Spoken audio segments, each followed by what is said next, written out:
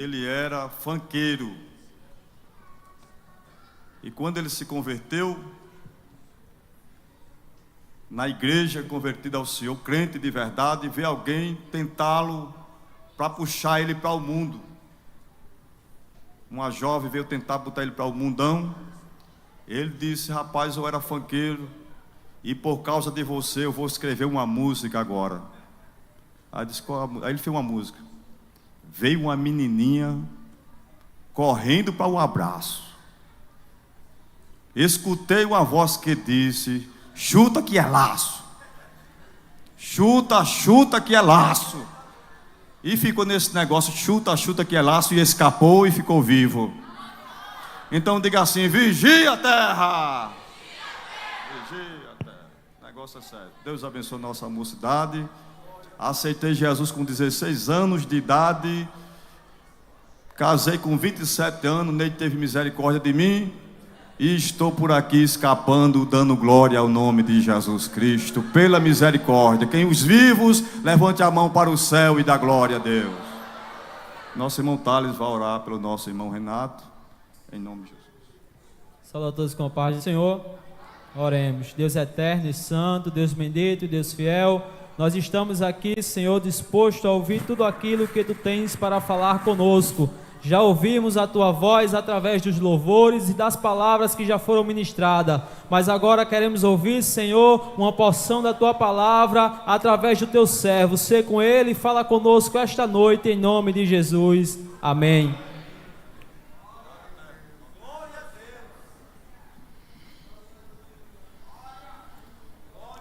Saúde a todos com a graça e a paz do Senhor. Amém. A você, meu querido amigo visitante, seja muito bem-vindo. Que Deus continue abençoando sua vida. Deus tem uma palavra para você nessa noite. Por gentileza, meus irmãos, Evangelho de João, capítulo 4.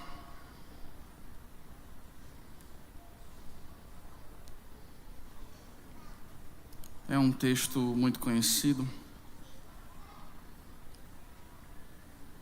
Eu quero agradecer a Deus por essa oportunidade. E sempre, primeiramente e acima de toda e qualquer coisa, seja a honra, a glória e todo louvor a Ele. Ele é o único que é digno. Peço aos amados irmãos que estejam em oração por mim, para que Deus tenha misericórdia de mim, para que o Espírito Santo do Senhor me ajude e eu possa transmitir a verdadeira mensagem, a mensagem que o Espírito Santo quer transmitir para a igreja.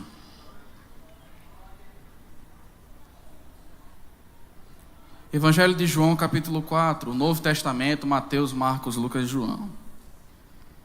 Capítulo 4, a partir do verso 4. E lhe era necessário atravessar a província de Samaria. Chegou, pois, a uma cidade chamada Sicar, perto das terras de Jacó, que dera ao seu filho José. Estava ali uma fonte de Jacó, e cansado da viagem, Jesus se assentou junto à fonte por volta da hora sexta, meio-dia. Nisto veio uma mulher samaritana tirar água, e lhe disse: dá-me beber. E Jesus lhe disse: dá-me de beber. Pois os seus discípulos tinham ido à cidade comprar alimentos. Verso 9: E então lhe disse a mulher samaritana: como sendo tu judeu, pedes de beber a mim, que sou mulher samaritana? Porque os judeus não se davam bem com os samaritanos. E replicou Jesus: se conheceras o dom de Deus, e quem é que te pede, dai-me de beber, tu lhe pedirias, e eu lhe daria da água viva. Verso 13: afirmou Jesus: quem beber desta água tornará a ter sede. Porém, aquele que beber da água que eu lhe der, nunca mais terá sede.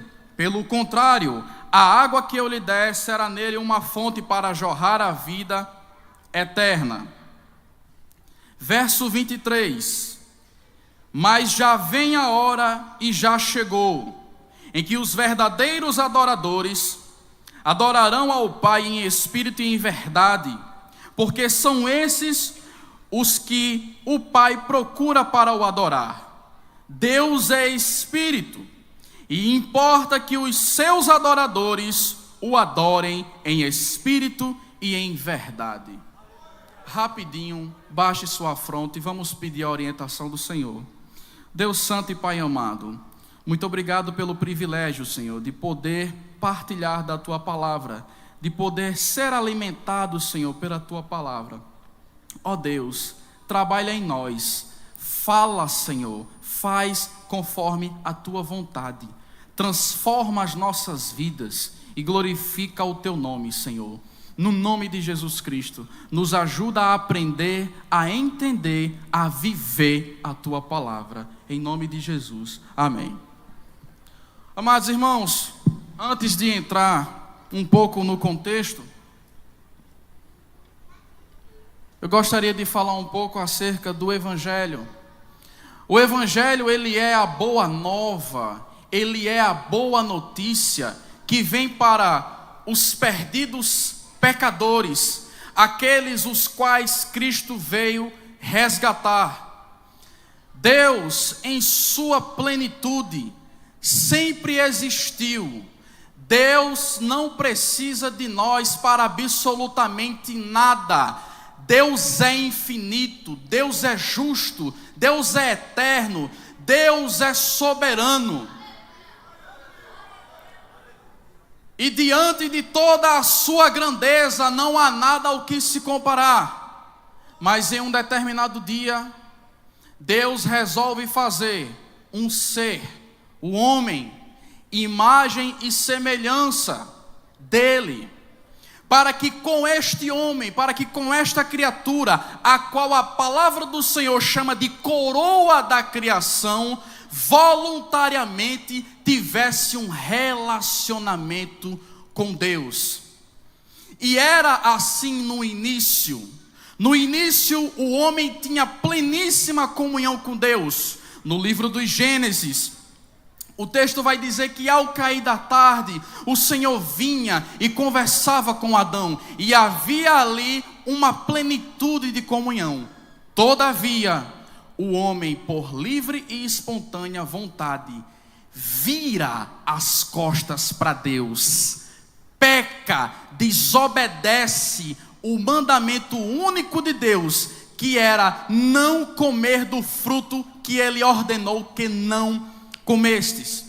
O homem come deste fruto, e aí então vem a morte, vem a queda, vem a separação. E com isso toda a natureza, toda a humanidade é afetada, é corrompida, é manchada pelo pecado. Todavia, Deus, no seu infinito amor, na sua infinita misericórdia, para satisfazer a sua justiça, que é matar o pecado, ele se faz homem, encarna na pessoa de Jesus Cristo, vem até nós para nos resgatar, para nos alcançar, para através da morte na cruz e na ressurreição, restaurar a comunhão que se havia perdido. Este é o Evangelho. Este é o próton, é o início do Evangelho.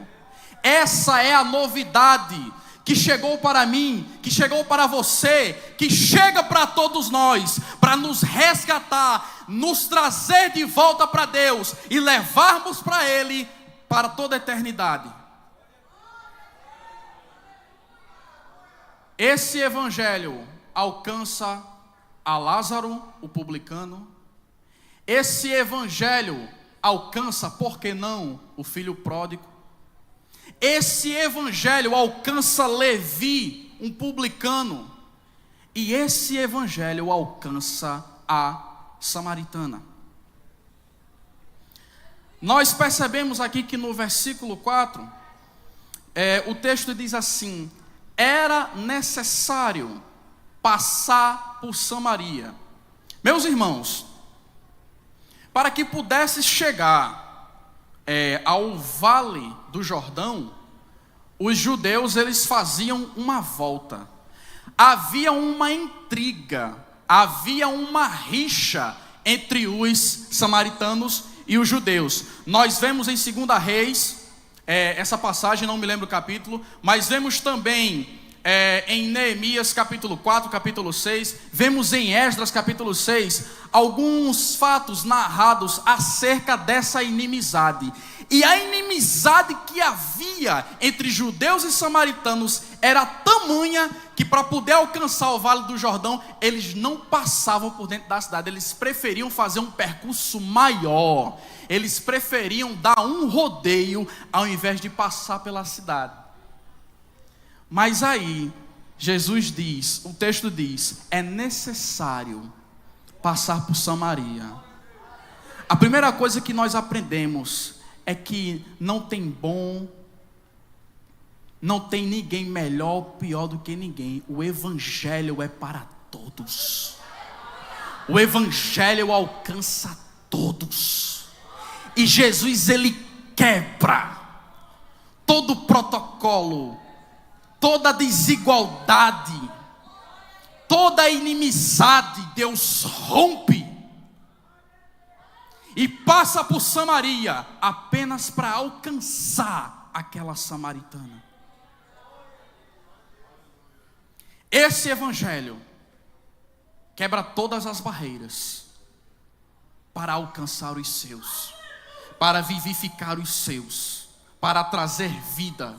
Esse evangelho está chegando aqui hoje para salvar, para libertar. Meu irmão, não importa quem você seja, não importa aonde você esteja, a condição que você esteja, não existe nada impossível que Deus não possa fazer. Não tem raça, não tem cor, não tem tribo. O evangelho alcança a todos.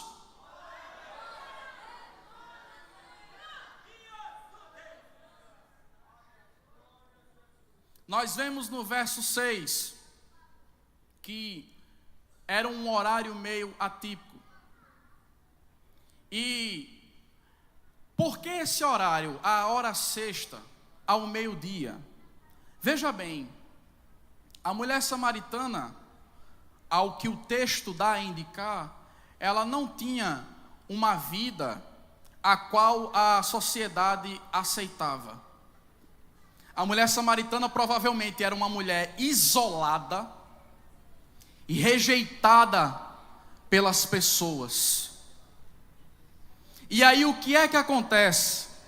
Ela vai até esse poço ao meio-dia para poder pegar água, justamente um horário no qual não tem basicamente ninguém no meio da rua.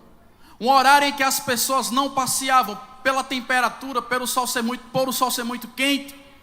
E aí ela ia pegar água. Só que aquela coisa, ela se escondia dos homens, ela se isolava dos homens, mas de Jesus ninguém se esconde. O encontro com Jesus tem horário certo, tem hora marcada, tem dia certo. Vamos ver mais adiante. Verso 9.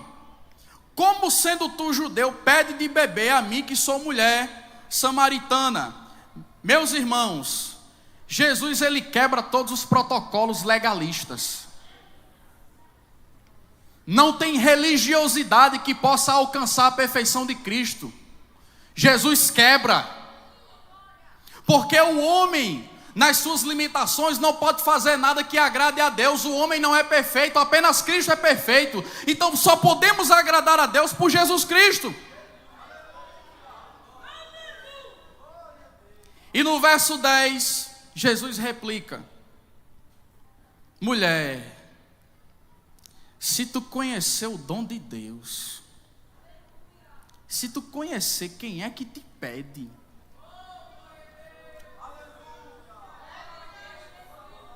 tu lhe pedirias água, e ele te daria água viva. Meus irmãos, aqui vemos o que o pecado faz conosco.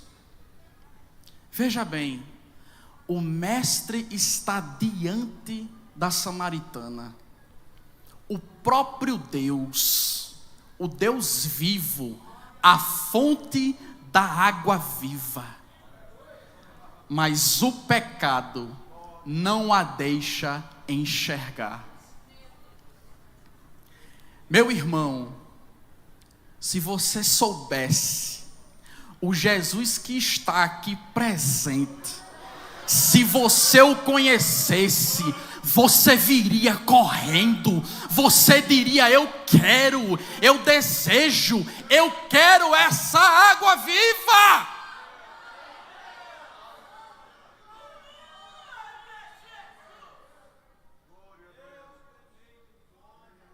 O pecado não nos deixa ver a luz de Cristo que resplandece. Todavia não existe treva alguma que suporte a luz de Cristo.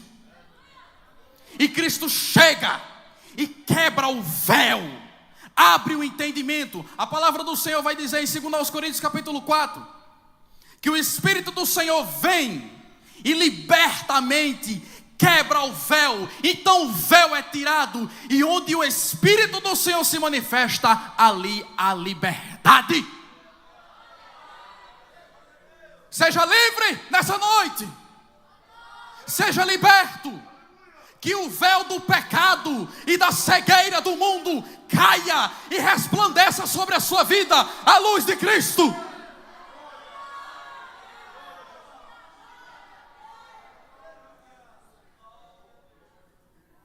Verso 12, verso 13. E Jesus afirmou: quem beber dessa água tornará a ter sede. Aquele, porém, que beber da água que eu lhe der, nunca mais terá sede. Pelo contrário, a água que eu lhe der, nele se fará uma fonte que jorra para a vida eterna. Meus irmãos, antes de explicar o que seria essa água viva, eu vou explicar o que seria a água ruim. A região de Sicar era uma região seca, não tinha afluentes de rios, não tinha córregos de rios, e então as pessoas recorriam a cavar poços para o quê? Para pegar água, para obter água. Todavia, meu irmão, a água de poço é uma água parada. A água de cisterna, porque eles também usavam cisternas, é uma água parada, é uma água ruim, é uma água salobra. E naquela época não é esses poços bonitinhos que a gente tem hoje, não. Era poço mesmo, manual, cavado na mão, na enxada, no picarete. E debaixo tinha aquela água um pouco barrenta e salobra. Você sabe o que é isso, meu irmão? Essa água não serve para matar a sede. Essa água não serve para fazer comida. Essa água não serve nem para tomar banho, nem para lavar os pés direito. Essa água não dá vida.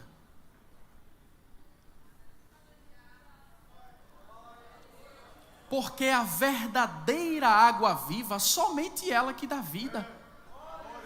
A água que corre dos rios, a água que cai da chuva, enviada diretamente do trono de Deus. E Jesus é a fonte dessa água viva. Sabe o que é essa água de poço, meu irmão? É o pecado que você bebe. Meu irmão, você pode procurar o que for. Você pode procurar satisfação no que for, não vai matar a sua sede, não vai satisfazer a sua alma. O livro de Eclesiastes, para mim, é um dos livros mais fantásticos da Bíblia, porque conta toda a frustração de Salomão, um homem que teve tudo. Salomão teve mulher, das mais belas, muitas, se eu não me engano, mais de 1000. Salomão tinha jardins, os bosques mais belos.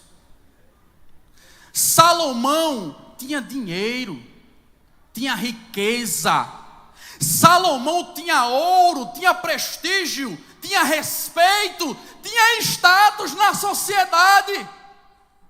Todavia, sabe o que foi que Salomão disse? Vaidade. Vaidade é água de poço, não satisfaz, não mata a sede, não dá vida.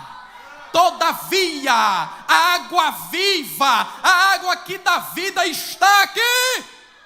Receba essa água viva que vem do trono de Deus.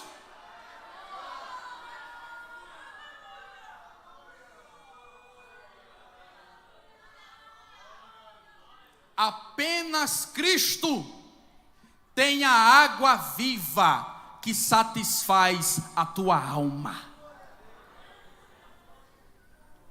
Nós fomos feitos para a eternidade, já foi falado aqui. Salomão também vai dizer que Deus colocou a eternidade dentro do homem. Você sabe por que é que existem tantos jovens e tantas pessoas que têm tanta libertinagem sexual, que vivem tanto dos prazeres, das festas, dos amigos, das farras, mas são infelizes, são depressivos? Porque apenas Cristo pode satisfazer a eternidade que está dentro da sua alma.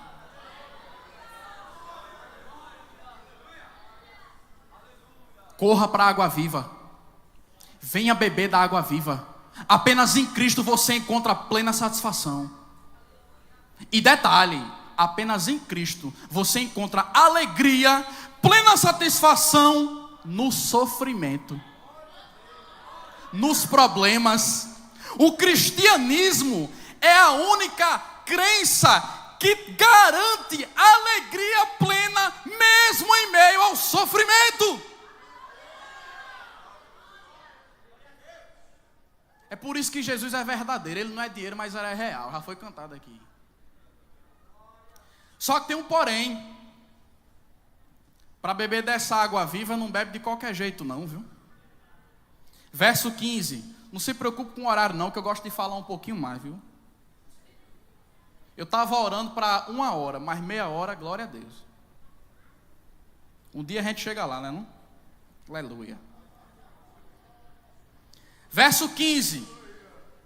Disse-lhe a mulher: Senhor, dai-me dessa água, para que eu não mais tenha sede, e nem precise vir aqui buscar. Jesus deu a água para ela logo. Foi que Jesus disse: vá chamar o seu marido. Aí a mulher responde: ô Senhor, eu não tenho marido não. Aí Jesus diz assim: dissesse bem, você já teve 5, e esse que você tem não é teu. E tem um detalhe muito interessante: isso disseste com verdade. Meu irmão, para beber a água viva, primeira coisa que a gente aprende aqui: confissão de pecado. Você precisa, filho, confessar o seu pecado e se arrepender. Mas eu vou me arrepender de quê? Eu vou me arrepender de quê? Eu não mato, eu não fumo, eu não bebo, eu não me prostituo. Eu sou uma pessoa boa. Tem certeza que você é uma pessoa boa? Vamos fazer um seguinte: tem um telão ali, bem bonito ali. Já que você é tão bom, vou pegar todos os seus pensamentos e colocar ali naquele telão, para todo mundo ver a sua bondade. E aí? Você pode obedecer todos os mandamentos, mas o último mandamento pega todo mundo por igual: não cobiçarás. Quem aqui não cobiça? Mas Jesus é maravilhoso, Jesus é bondoso, Jesus é misericordioso. Jesus, em nosso lugar, cumpre a lei plenamente.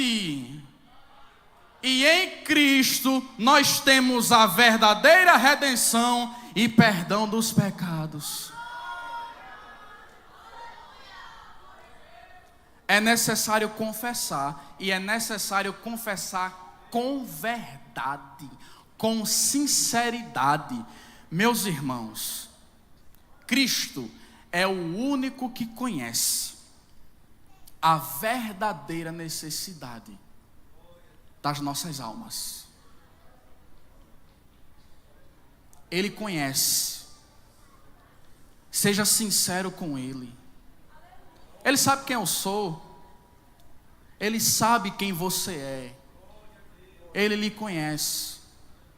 Todavia, Ele não está aqui para julgar, mas Ele está aqui com a mão de graça. Venha, eu lhe conheço. Eu conheço a sua estrutura. A Bíblia diz que Ele se compadece de nós, porque Ele conhece a nossa estrutura e sabe que somos pó. E Ele está dizendo assim: venha, do jeitinho que você está, do jeitinho que você é, mas seja transformado, seja mudado. O verdadeiro encontro com Cristo consiste na mudança de caráter, na mudança de mente. Vamos avante, e eu já estou perto de encerrar. Agora, essa parte é para gente, é para crente. E por gentileza, preste bastante atenção. Verso 22. Verso 23.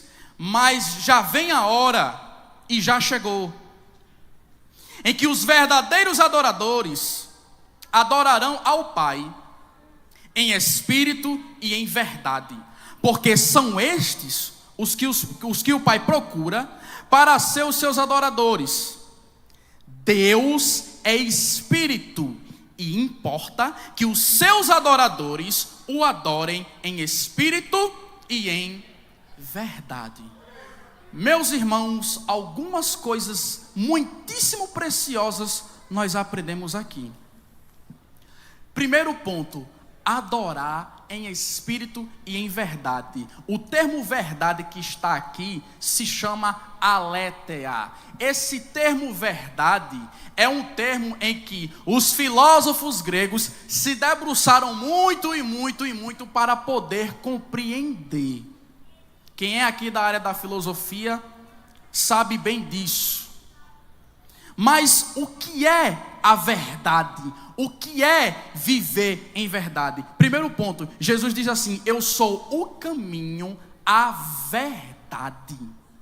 Por que é que Jesus é a verdade? O que é a verdade? O significado de verdade é essencialmente aquilo que é verdadeiro, é essencialmente aquilo que é real. Jesus é a verdade, Jesus é verdadeiro, Jesus é a realidade. E por que, meus irmãos? Porque Ele estava no princípio com Deus, criando todas as coisas, e pelo poder da sua palavra, todas as coisas foram criadas. João capítulo 1, verso 3 vai dizer: todas as coisas foram criadas por meio dele, e sem ele, nada do que foi feito existiria. Sem Cristo, nada do que foi feito teria sentido algum. Por isso que Jesus é a verdade, porque tudo se sustenta nele, tudo está sendo sustentado por ele. Ele não tem o poder, ele é o próprio poder. A Bíblia vai dizer em Hebreus capítulo 1 que ele é a exata expressão da glória de Deus. Cristo é a verdade.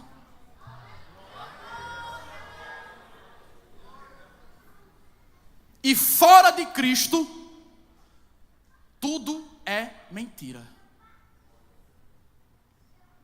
Segunda coisa que a gente aprende aqui: a verdadeira vida, ela só é possível quando se vive em espírito. Por quê? Porque esta carne aqui gosta de pecar. Essa carne aqui, ela é inimiga de Deus, ela é oposta a Deus. Os nossos pensamentos, a nossa carne foi afetada pelo pecado, então não vai entrar no céu.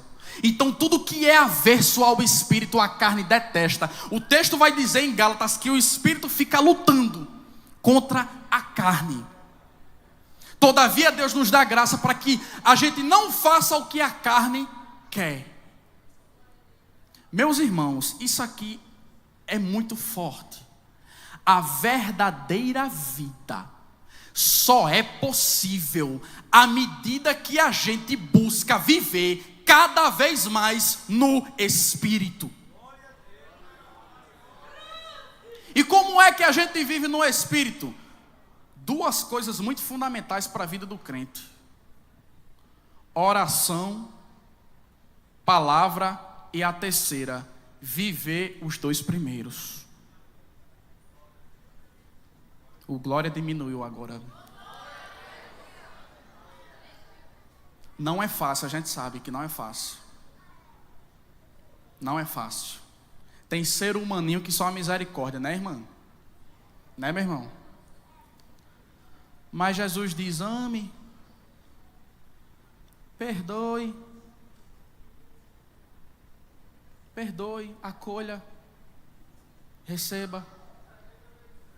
Olha aí, ó glória, 70 vezes 7. O fogo está ali também, viu?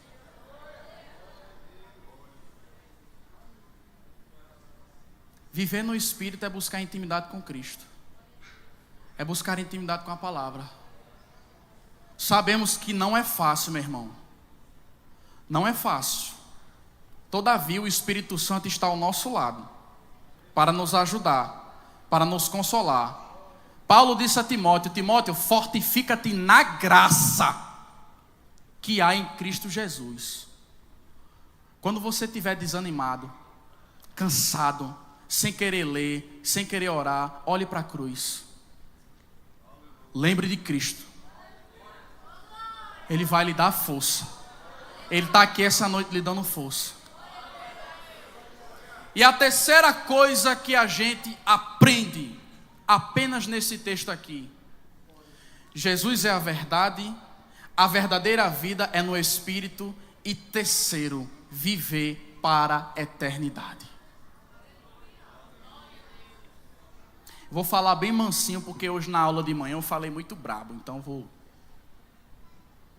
1 aos Coríntios, capítulo 15, verso 19, Paulo vai dizer assim: se esperamos a vinda de Cristo apenas baseado nas coisas desta vida, somos os mais miseráveis de todos os homens.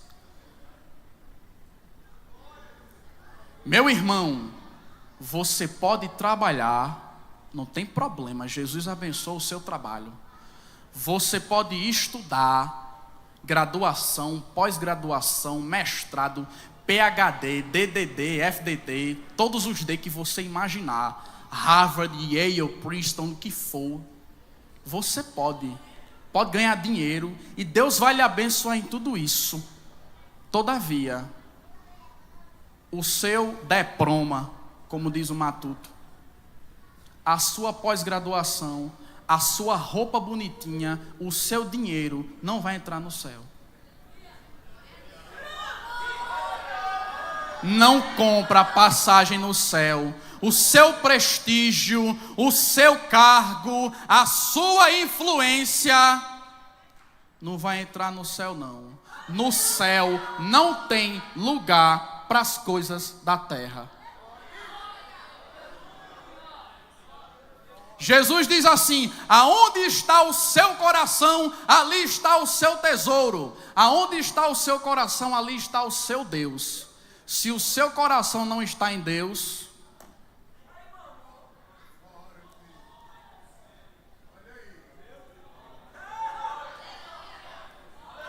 meus irmãos, estamos vivendo dias trabalhosos, dias difíceis.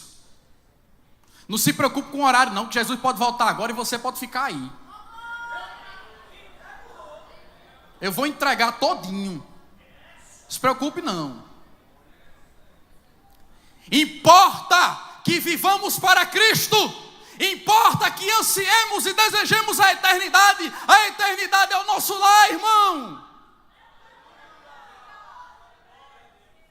Não viva para as coisas da terra, não se precipite, não fique ansioso com as coisas da terra, vai virar pó, vai sumir,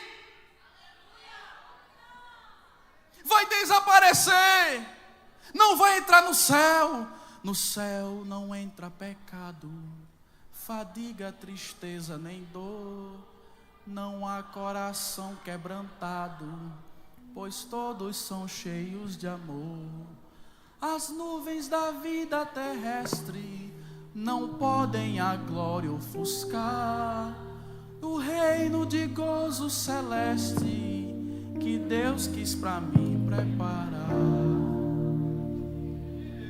Pra linda cidade, Jesus me dará um lugar com os crentes. Adeus.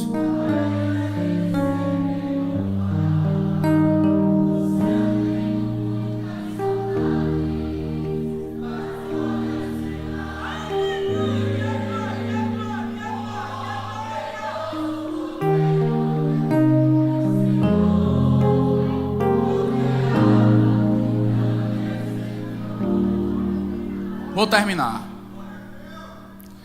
Não vivamos como se a gente fosse ateu, meu irmão. Ateu não acredita em nada. Ateu, ele vive das evidências. Mas sabe por que é que o cristianismo é verdadeiro? Além dele ser o que é, e aí eu vou falar uma coisa bem rapidinho. O cristianismo é a única crença que propõe que seja investigada historicamente. 1 aos Coríntios, capítulo 15, a partir do verso 17, se eu não me engano, Paulo vai dizer assim: se Cristo não ressuscitou, a nossa fé é vã. Mas Ele ressuscitou. Ele está vivo. Ele está aqui presente. E deixa eu dizer uma coisinha para você. Todos aqueles que foram investigar se Jesus ressuscitou mesmo ou não, sabe o que foi que aconteceu com eles? Foram convertidos, se renderam, porque Cristo é a verdade. Vamos terminar. Verso 42. Já agora não é pelo que disseste que nós cremos, mas porque nós mesmos temos ouvido e sabemos que este é verdadeiramente o Salvador do mundo. Um verdadeiro encontro com Cristo consiste em transformação, arrependimento, viver em espírito, viver para a eternidade e dar testemunho e pregar a salvação. O texto vai dizer que a mulher largou. Sabe o que é largar? É fazer assim, ó. Tum. O texto vai dizer que a mulher largou o cântaro. Ela quis saber de água de poço, porque ela já recebeu a água que jorra para a vida eterna, e ela foi anunciar. O verdadeiro encontro com Cristo consiste numa vida totalmente transformada, no abandono do pecado, numa vida de adoração verdadeira e espiritual, e em viver para anunciar as maravilhas de Cristo e pregar a sua palavra. Desculpe o tempo que eu passei um pouquinho. Que Deus continue abençoando a vida dos irmãos. Eu agradeço pela oportunidade. E que esta palavra possa ser aplicada nos nossos corações. E que possamos estar orando, pedindo misericórdia a Deus, para que Ele nos ajude a vivê-la. Deus abençoe.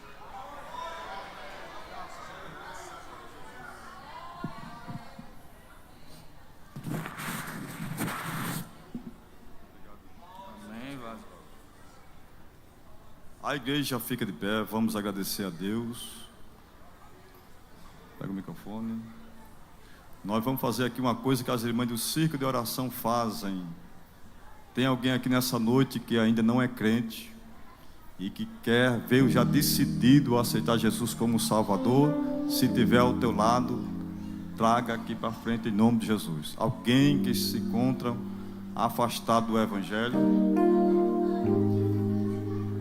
Meus irmãos, eu quero perguntar aqui entre os irmãos, qual dos irmãos tem uma causa impossível que durante essa semana precisa resolver, ou durante esse tempo? Se você tem, eu não quero que você saia do seu lugar, apenas você